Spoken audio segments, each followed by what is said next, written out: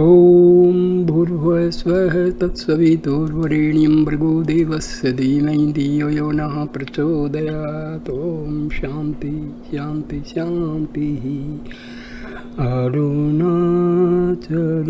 Shiva Arunachala Shiva Arunachala Shiva Arunachala.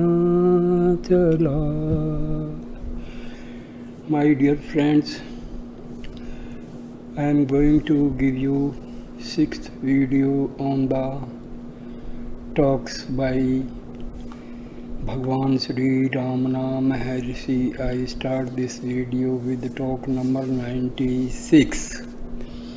Major A.W. Chadwick of What Nature is the Realization of Westerners who relate that they have had flashes of cosmic consciousness.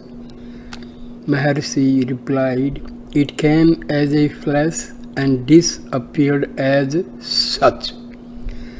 That which has a beginning must also end. Only when the ever-present consciousness is realized will it be permanent.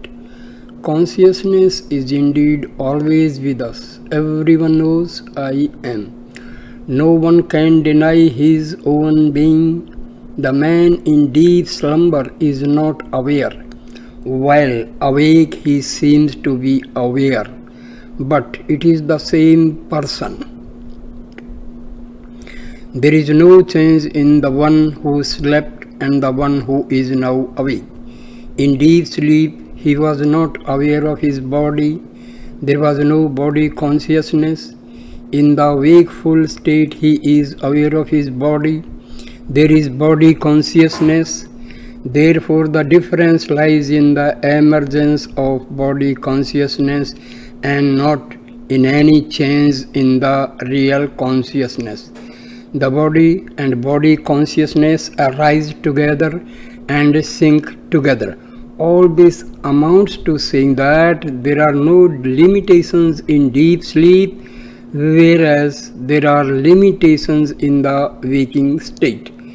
These limitations are the bondage, the feeling the body is I is the error. This false sense of I must go. The real I is always there. It is here and now. It never appears anew and disappears again. That which is must also persist forever. That which appears anew will also be lost. Compare deep sleep and waking. The body appears in one state but not in the other. Therefore, the body will be lost. The consciousness was pre-existent and will survive the body. In fact, there is no one who does not say I am. The wrong knowledge of I am the body is the cause of all the mischief. This wrong knowledge must go. That is realization. Realization is not acquisition of anything new, nor it is a new faculty. It is only removal of all camouflage. Major Chadwick again asks a question. But people will not be content with the simplicity, they want complexity. Maharshi replied, quite so, because they want something elaborate and attractive and puzzling. So many religions have come into existence and each of them is so complex and each creed in each religion has its own other ends and antagonists. For example, an ordinary Christian will not be satisfied unless he is told that God is somewhere in the far off heavens, not to be reached by us unaided. Christ alone knew him and Christ alone can guide us. Worship Christ and be saved. If told the simple truth, the kingdom of heaven is within you, he is not satisfied and will read complex and far-fetched meaning in such statements. Mature minds alone can grasp the simple truth in all its nakedness. Major Chadwick later expressed a certain involuntary fear while meditating. He feels the spirit separated from the gross body and the sensation creates a fright. Maharshi replied, to whom is the fright? It is all due to the habit of identifying the body with the self. Repeated experience of separation will make one familiar and the fright will cease. 19th November 1935, talk number 97. One Mr. Ramachandra, a gentleman from Ambala, asked where the heart is and what realization is. Maharshi, the heart is not physical, it is spiritual Hirdayam, that is Hirat plus Ayam. This is the center. It is that from which thoughts arise, on which they subsist, and where they are resolved. The thoughts are the content of the mind and they shape the universe. The heart is the center of all.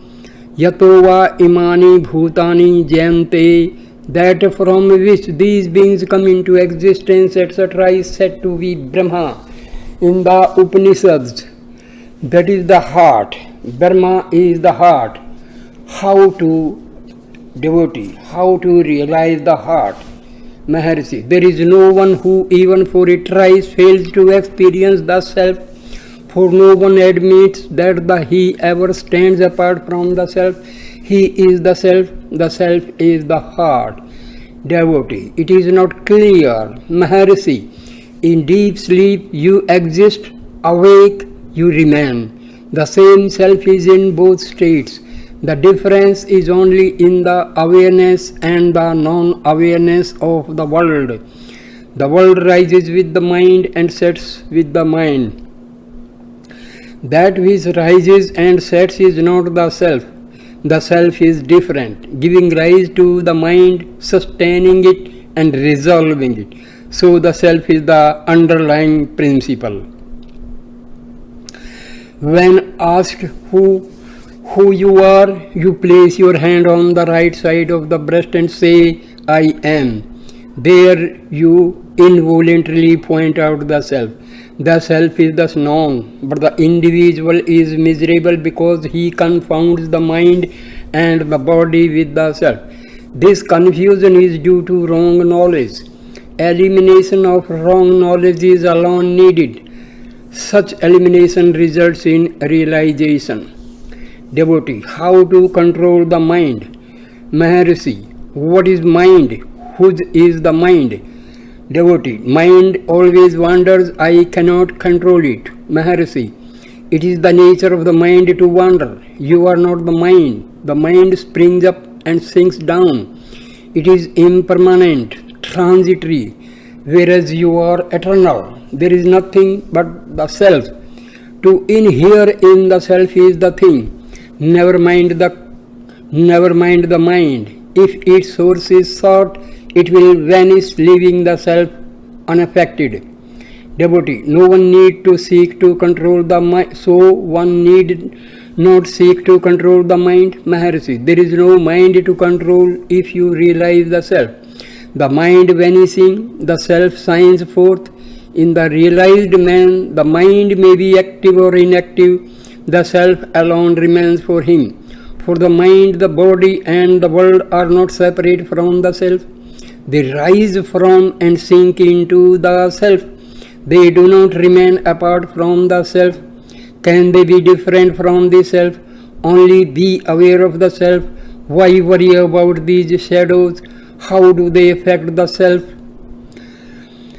Talk number 98. Bhagwan further explained, the self is the heart is self-luminous. Light arises from the heart and reaches the brain, which is the seat of the mind. The world is seen with the mind. That's why by the reflected light of the self, it is perceived with the aid of the mind. When the mind is illumined, it is aware of the world. When it is not itself so illumined, it is not aware of the world. If the mind is turned in toward the source of light, objective knowledge ceases and self alone shines forth as the heart. The moon shines by the reflected light of the sun. When the sun has set, the moon is useful for revealing objects. When the sun has risen, no one needs the moon, although the pale disk of the moon is visible in the sky. So it is with the mind and the heart. The mind is useful because of its reflected light. It is used for seeing objects. When it is turned inwards, the source of illumination shines forth by itself, and the mind remains dim and useless like the moon in daytime. Talk number 99. A sannyasi asked, it is said that the self is beyond the mind and yet the realization with the mind. Mano na manute, mansa na matam, and mansa veda maptayam. The mind cannot think it, it cannot be thought of by the mind, and the mind alone can realize it. How are these contradictions to be reconciled? Maharshi, Atman is realized with Niruta Manas, dead mind. Atma is realized by Mirta Manas, dead mind, that is mind devoid of thoughts and turned inward. Then the mind sees its own source and becomes that. It is not as the subject perceiving an object. When the room is dark, a lamp is necessary to illumine and eyes to cognize the object. But when the sun is risen, there is no need of a lamp, and the objects are seen. And to see the sun, no lamp is necessary. It is enough that you turn your eyes toward the self-luminous sun.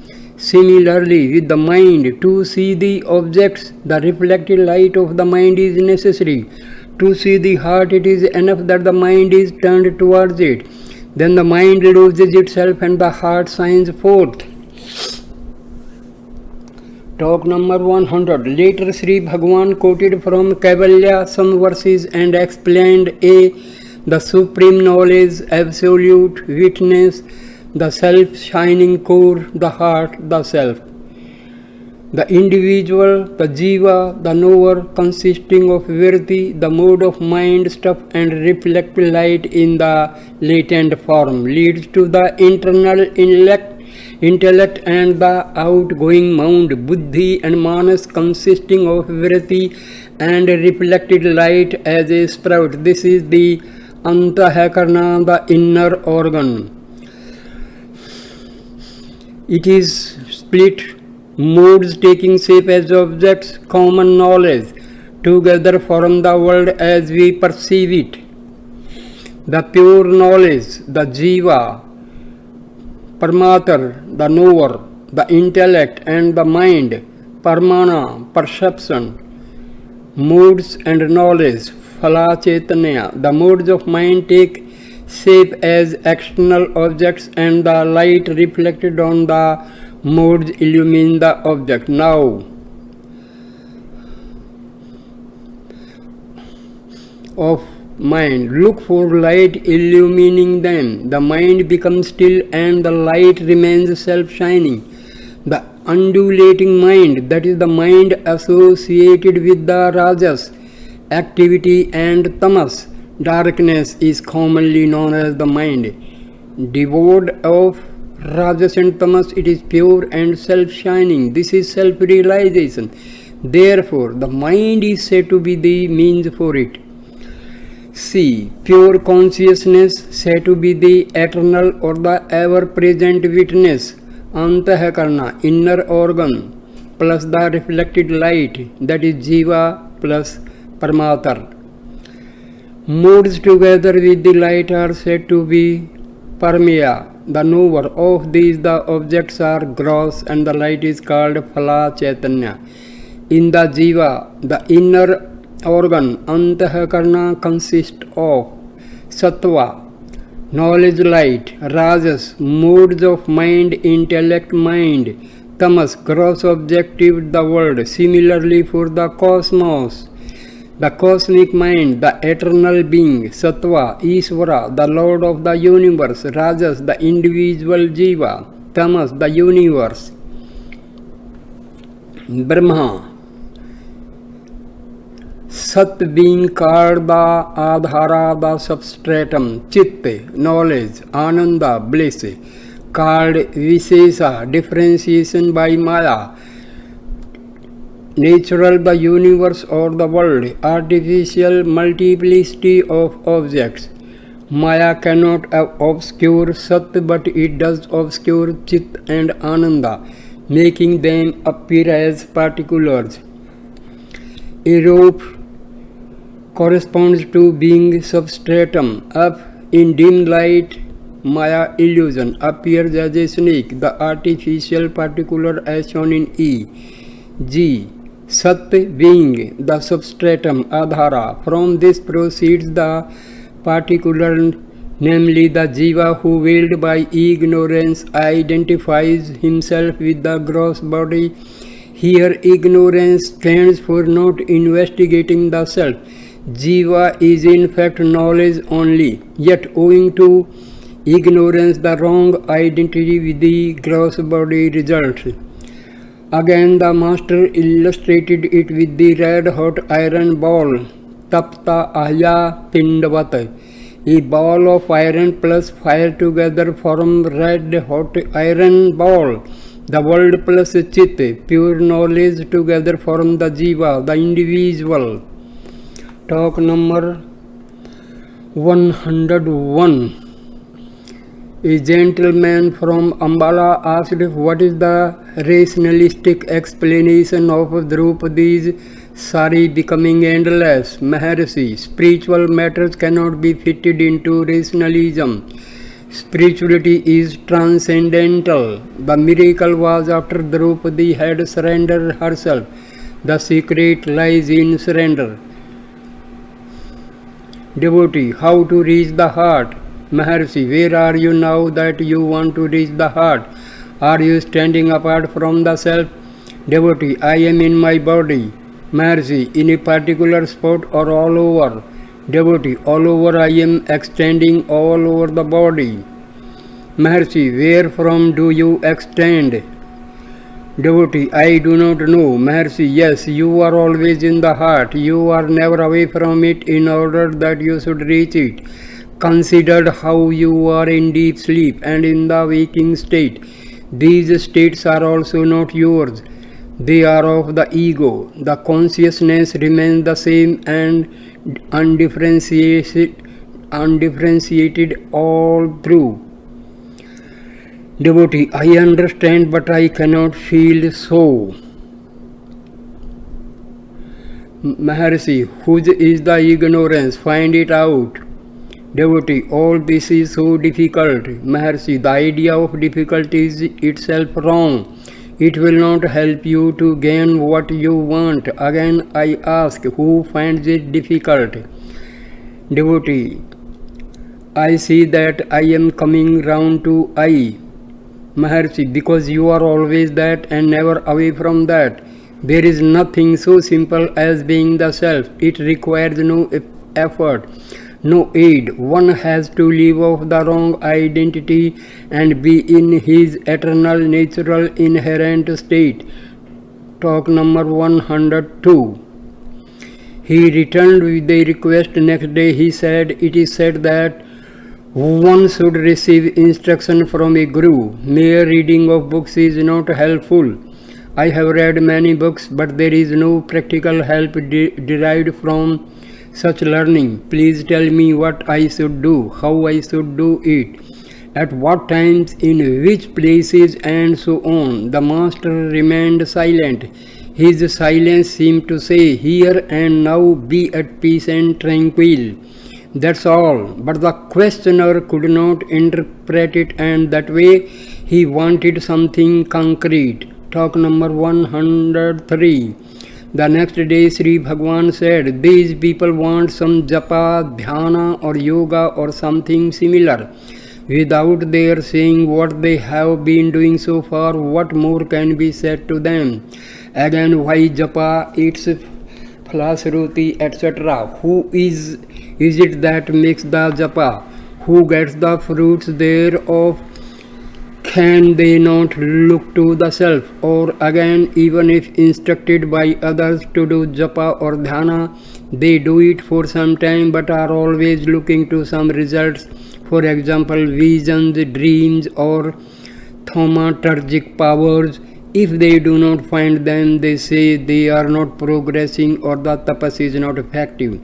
Visions, etc., are no signs of progress. Mere performance of tapas is its progress also.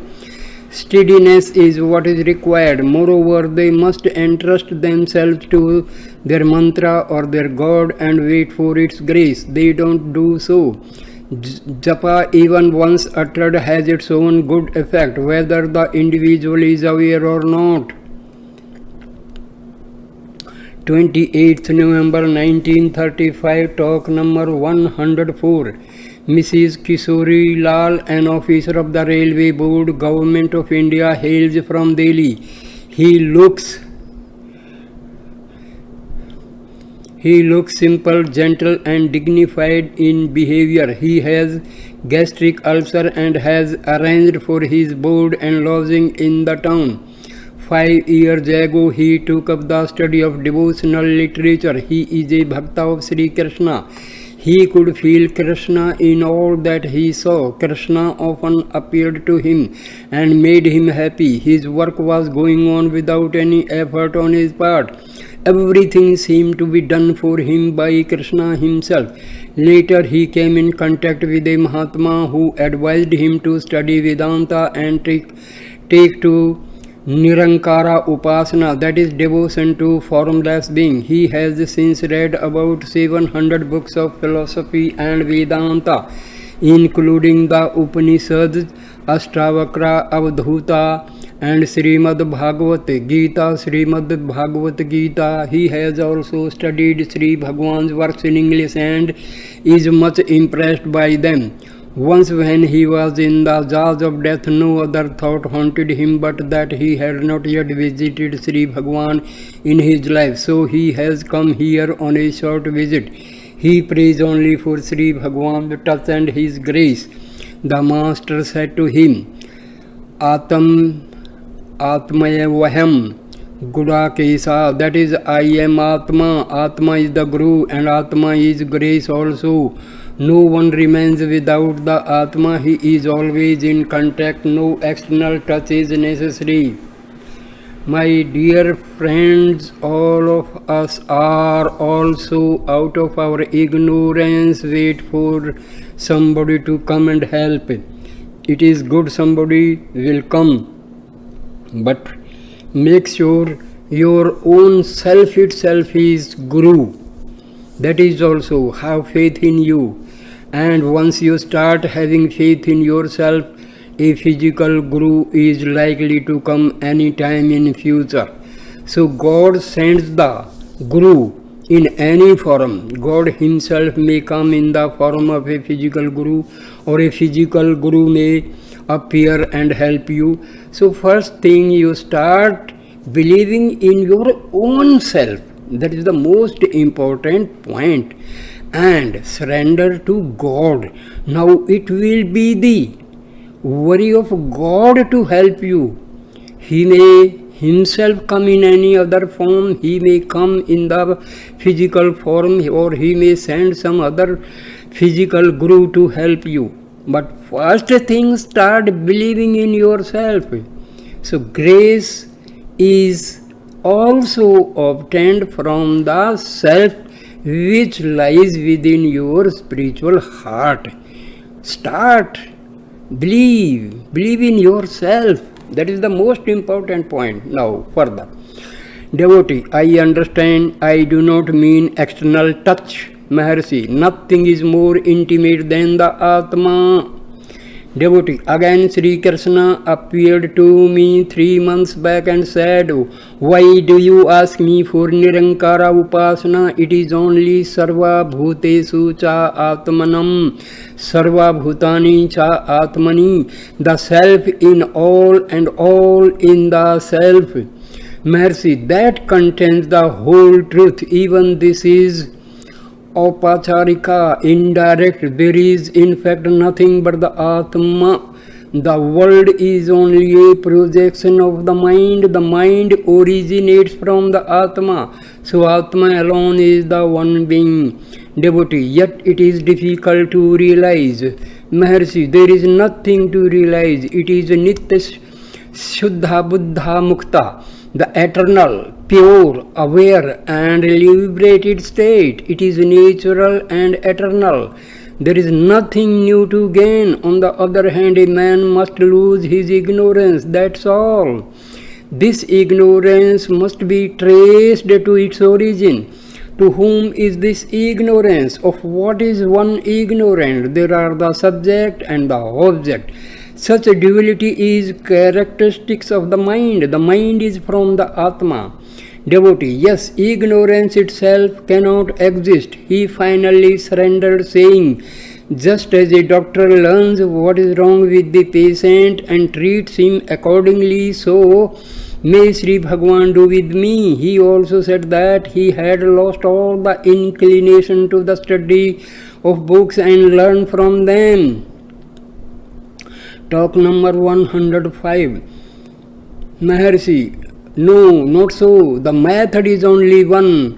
Uddalaka started teaching Sat Eva Somaya. There is only being, illustrating it with Svetaketu's fast. Number 1, Sat, the being in the individual, is made obvious by the fast. Second, this Sat being is similar in all as honey gathered from different flowers. Third, there is no difference in the Sat of individuals as illustrated by the state of deep sleep. The question arises, if so, why does each know it in the sleep? Because the individuality is lost, there is only Sat left. Illustration, rivers lost in the ocean. If lost, is there Sat? Fifth, surely as when a tree is pruned, it grows again. That is a sure sign of its life, but is it there even in that dormant condition? Sixth, yes, take the instance of salt and water. The presence of the salt in water is subtle. Though invisible to the eye, it is recognized by other senses. How is one to know it? What is the other means? 7. By inquiry, as the man left in the Gandhara forest regained his home. 8. In evolution and involution, in manifestation and resolution, Sat alone exists. Tejaha prasayam, devatayam, the light merges in the supreme. 9. An insincere man is hurt by the touch of fire test. His insincerity is brought out by fire. Sincerity is self-evident. A true man or a self-realized man remains happy without being affected by the false appearance, namely the world, birth and death, etc., whereas the false or ignorant man is miserable. 29th November 1935. Talk number 106. Swami Yogananda with 4 others arrived at 8:45 a.m. He looks big but gentle and well groomed. He has dark flowing hair hanging over his shoulders. The group had lunch in the ashramam. Talk number 106. Swami Yogananda with 4 others arrived at 8:45 a.m. He looks big but gentle and well groomed. He has dark flowing hair hanging over his shoulders. The group had lunch in the ashramam. Mr. C.R. Wright, his secretary, asked, how shall I realize God? Maharshi, God is an unknown entity. Moreover, He is external, whereas the Self is always with you and it is you. Why do you leave out what is intimate and go in for what is external? Devotee, what is this Self again? Maharshi, the Self is known to everyone but not clearly. You always exist. The being is the Self. I am is the name of God. Of all the definitions of God, none is indeed so well put as the biblical statement, I am that I am, in Exodus chapter number 3. There are other statements such as Brahmavaham Aham Brahmasmi and Soham, but none is so direct as the name Jevoha. I am the absolute being is what is, it is the self, it is God knowing the self, God is known, in fact God is none other than the self. Devotee, why are there good and evil? Maharshi, they are relative terms. There must be a subject to know the good and evil. That subject is the ego. Trace the source of the ego, it ends in the self. The source of the ego is God. This definition of God is probably more concrete and better understood by you, devotee. So it is how to get bliss. Maharshi, bliss is not something to be got. On the other hand, you are always bliss. This desire is born of the sense of incompleteness. To whom is the sense of incompleteness? Enquire. In deep sleep you were blissful. Now you are not so. What has interposed between that bliss and this non-bliss? It is the ego. Seek its source and find your bliss. There is nothing new to get. You have, on the other hand, to get rid of your ignorance while makes you think that you are other than bliss. For whom is this ignorance? It is to the ego. Trace the source of the ego, then the ego is lost and bliss remains over. It is eternal. You are that here and now. That is the master key for solving all doubts. The doubts arise in the mind. The mind is born of the ego. The ego rises from the self.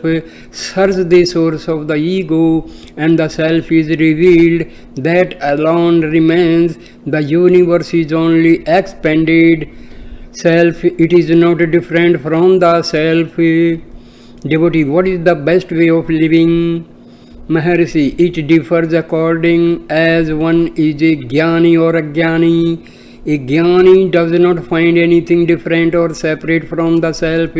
All are in the self. It is wrong to imagine that there is the world, that there is a body in it and that you dwell in the body. If the truth is known, the universe and what is beyond it will be found to be only in the self. The outlook differs according to the sight of the person. The sight is from the eye. The eye must be located somewhere. If you are seeing with the gross eyes, you find others gross. If with subtle eyes, that is the mind, others appear subtle. If the eye becomes the self being infinite, the eye is infinite. There is nothing else to see different from the self. He thanked Maharshi. He was told that the best way of thinking is to remain always as the self. Talk number 107. Later the yogi asked, how is the spiritual uplift of the people to be effected? What are the instructions to be given them? This yogi means Swami Yogananda. Maharshi, they differ according to the temperaments of the individuals and according to the spiritual ripeness of their mind. There cannot be any instruction en masse.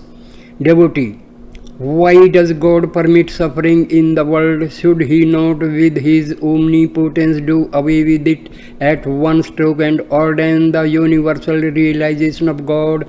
Maharshi, suffering is the way for realization of God. Devotee, should He not ordain differently? Maharshi, it is the way. Devotee, are yoga, religion, etc. antidotes to suffering? Maharshi, they help you to overcome suffering. Devotee, why should there be suffering? Maharshi, who suffers? What is suffering? No answer. Finally, the yogi rose up, prayed for Sri Bhagwan's blessing for his own work and expressed great regret for his hasty return. He looked very sincere and devoted and even emotional. Swami Yogananda has set up his ashrama in USA.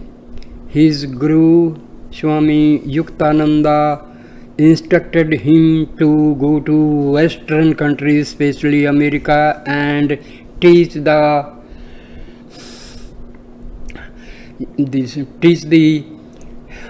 Vedanta teachings to the Western people because they need the teachings of Vedanta. Especially in his ashram, Kriya Yoga is taught. So this is a very, very ancient Indian process of yoga. Talk number 108. In continuation of dialogue 105, Uddalaka explained that all proceeds from Sat as illustrated by deep sleep. The body takes food. Food requires water. Water requires heat to digest the food. Tejo mula in vicha. It is Sat prayasam devatayam. Merged in the being. If we are Sat Samparnaha, merged in the being, how is it that we do not realize it? Maharshi replies, just as the honey gathered from different flowers form the bulk in a honeycomb, and each drop does not indicate where from it has been collected, so also Sat Samparnaha in deep sleep, death, etc. People do not recognize their individualities. They slip into what state unaware, but when they wake up they regain their original individual characteristics. Devotee, honey, though collected from different flowers, become the bulk and does not possess individual characteristics. But the individual parts do not also exist in the drop, and they do not return to their sources. Whereas the individuals, after going to deep sleep, wake up individuals as formerly. How is it?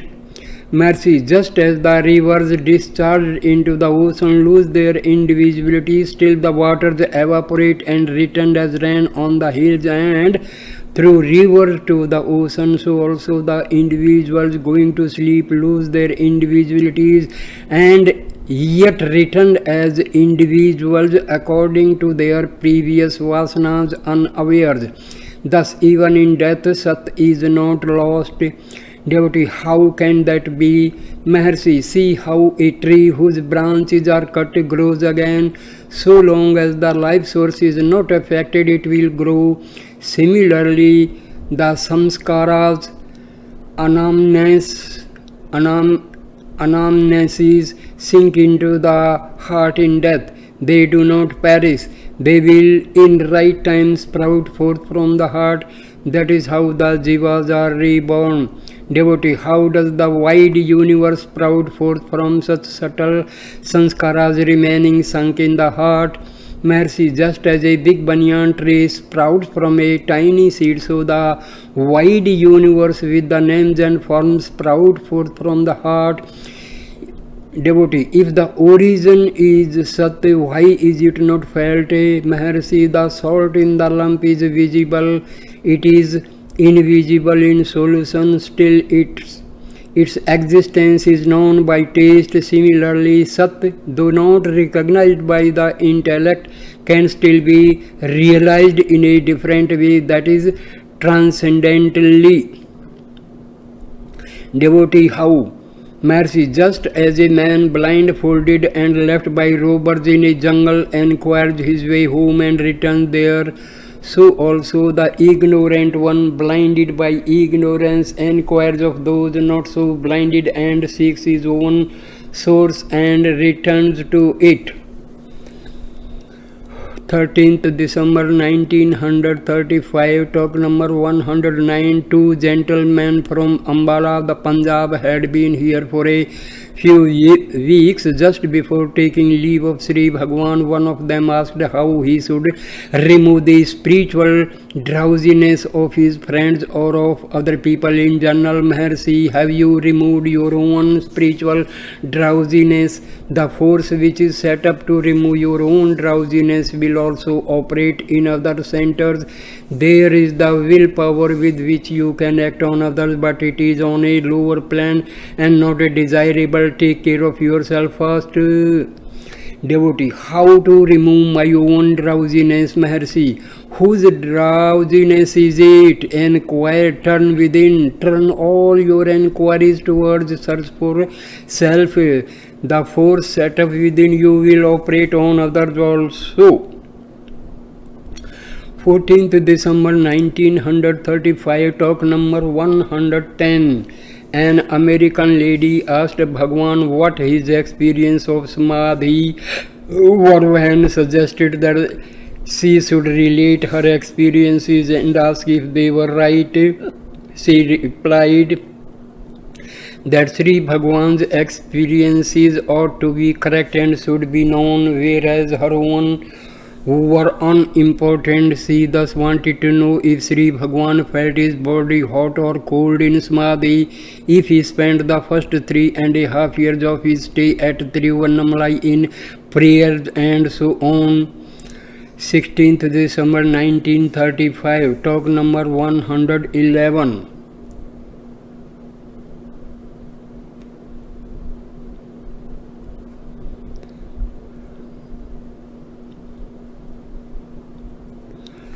Maharshi replies, Samadhi transcends mind and speech and cannot be described. For example, the state of deep slumber cannot be described. Samadhi state can still less be explained. Devotee, but I know that I am unconscious in deep sleep. Maharshi, consciousness and unconsciousness are only moods of the mind. Samadhi transcends the mind. Devotee, still you can say what it is like. Maharshi, you will know only when you are in Samadhi. 16th December 1935, talk number 111. A Telugu gentleman asked about Brahma Bhavana. Maharshi, not to think I am Brahma or all is Brahma is itself Jivana Mukti. He asked about inspired action. Maharshi, let activities go on, they do not affect the pure self. 17th December 1935, talk number 112. Mr. P. Brunton, while reading Upadesha Manjari, came across the statement that the ego, the world and God are all unreal. He desired to use a different word for God, or at least a qualifying adjective, that is the creative force or personal God. Sri Bhagwan explained that God means Samasti, that is all that is plus the being, in the same way as I means the individual plus the being and the world means the variety plus being. The being is in all cases real, the variety and the individuals in each case unreal. So also in the union of the real and the unreal, the mixing up or the false identification is wrong. It amounts to saying Sad Asad Vilakshana, that is transcending the real and the unreal. Sat and Asat. Reality is that which transcends all concepts, including that of God. Inasmuch as the name of God is used, it cannot be true. The Hebrew word Jehovah, I am, expresses God correctly. Absolute being is beyond expression. The word cannot be replaced, nor need it be replaced. The Englishman casually said that in prehistoric ages there was spirituality but not high intellect, whereas intellect has now developed. Sri Bhagwan pointed out that intellect raises the question, whose intellect? The answer is of the self. So intellect is a tool of the self. The self uses intellect for measuring variety. Intellect is not the self nor apart from the self. The self alone is eternal. Intellect is only a phenomenon. People speak of the development of variety as being the development of intellect. Intellect was always there. Dhata yatha parvam akalpayat. The Creator created just as before. Consider your own state day by day. There is no intellect in dreamless deep sleep, but it is there now. There is no intellect in a child. It dwells with age. How could there be manifestation of intellect without its seed in the sleep state and in the child? Why go to history to teach this fundamental fact?